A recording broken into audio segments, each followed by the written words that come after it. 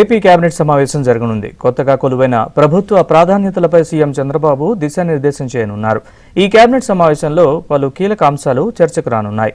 సచివాలయంలో బాధ్యతల స్వీకరణ సందర్భంగా చేసిన 5 హామీలకు కేబినెట్లో ఆమోదముద్ర వేయనున్నారు.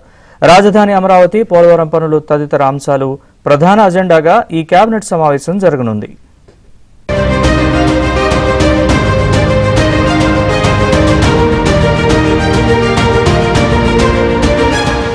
ఏపీ కేబినెట్ సమావేశంలో పలు కీలక అంశాలు చర్చకు రానున్నాయి. సోమవారం ఉదయం 10 గంటలకు సమావేశం కానున్న ఏపీ కేబినెట్ లో ముందుగా తమ ప్రభుత్వ ప్రాధాన్యాలపై చంద్రబాబు మంత్రులకు దిశానిర్దేశం చేయనున్నారు.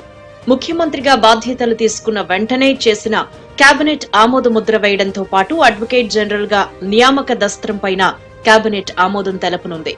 విజయవాడలో ఉన్న హెల్త్ యూనివర్సిటీకి తిరిగి ఎన్టీఆర్ హెల్త్ యూనివర్సిటీగా పేరును పునరుద్ధరించే ప్రతిపాదనకు కేబినెట్ ఆమోద ముద్ర వేయనుంది. వీటితో పాటు ఎన్నికల్లో ఇచ్చిన హామీల అమలు, రాజధాని, పోలవరం నిర్మాణాలపై తొలి కేబినెట్ లో కీలక చర్చ జరగనుంది.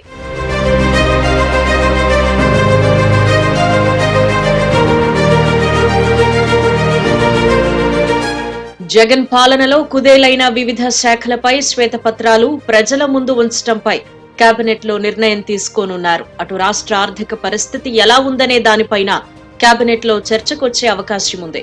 ఇప్పటికే జగన్ ప్రభుత్వం లక్షల కోట్ల రూపాయల అప్పులు చేసిందని చెబుతూ ఉండడంతో ఆ లెక్కలపైన ప్రస్తావనకొచ్చే అవకాశం ఉంది. ఈ క్రమంలో రాష్ట్రం ఆర్థిక పరిస్థితికి అనుగుణంగా ప్రాధాన్యత క్రమంలో చేపట్టాల్సిన పనులేంటి అనే దానిపైన కేబినెట్ లో ప్రస్తావన జరగనుంది.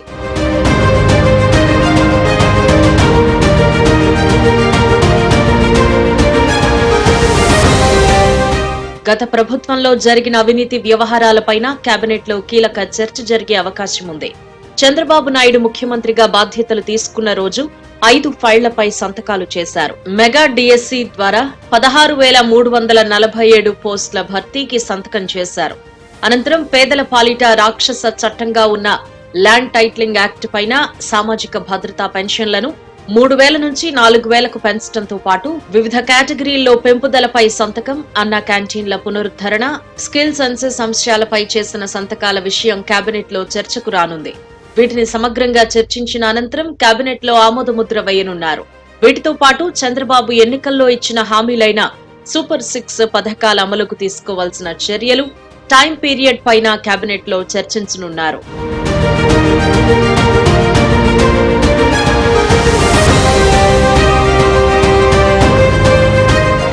ఇదిలా ఉంటే విజయవాడలో ఏపీ ప్రభుత్వ ఉద్యోగుల సంఘం అధ్యక్షుడు కేఆర్ సూర్యనారాయణ కుటుంబాన్ని వేధించిన పోలీసు అధికారులపై చర్యలు తీసుకునే అవకాశం ఉన్నట్లు తెలుస్తోంది.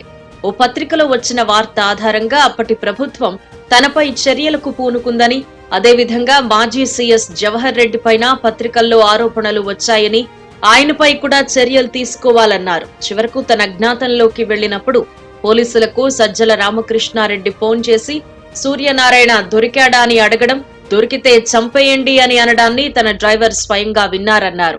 అందుకే గత ప్రభుత్వంలో ఇబ్బందులు పడ్డ తమ బోటి వారు అనేక మంది ఉన్నారు అని, ఈ ప్రభుత్వంలో వారికి న్యాయం చేయాలని విజ్ఞప్తి చేశారు.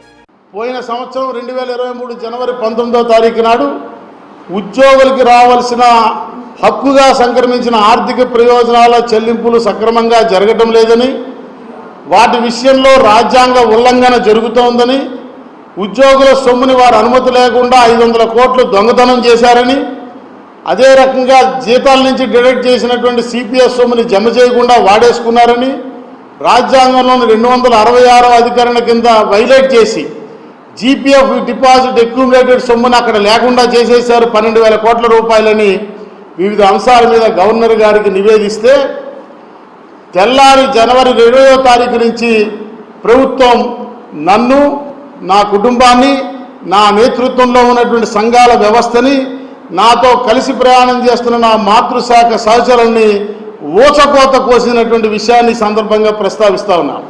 ఏపీ కేబినెట్ సమావేశంలో అమరావతి, పోలవరంతో పాటు ఎన్నికల హామీలు, సూపర్ 6, ముఖ్యమంత్రి చంద్రబాబు చేసిన 5 సంతకాలపైన చర్చ జరిపి కొన్నింటికి ఆమోద ముద్ర వేయనున్నారు. ఉదయం 10 గంటలకు ప్రారంభమయ్యే కేబినెట్ సమావేశం ఈ ప్రభుత్వానికి తొలి సమావేశం కావడంతో సుదీర్ఘంగా సాగే అవకాశం ఉన్నట్టు తెలుస్తోంది.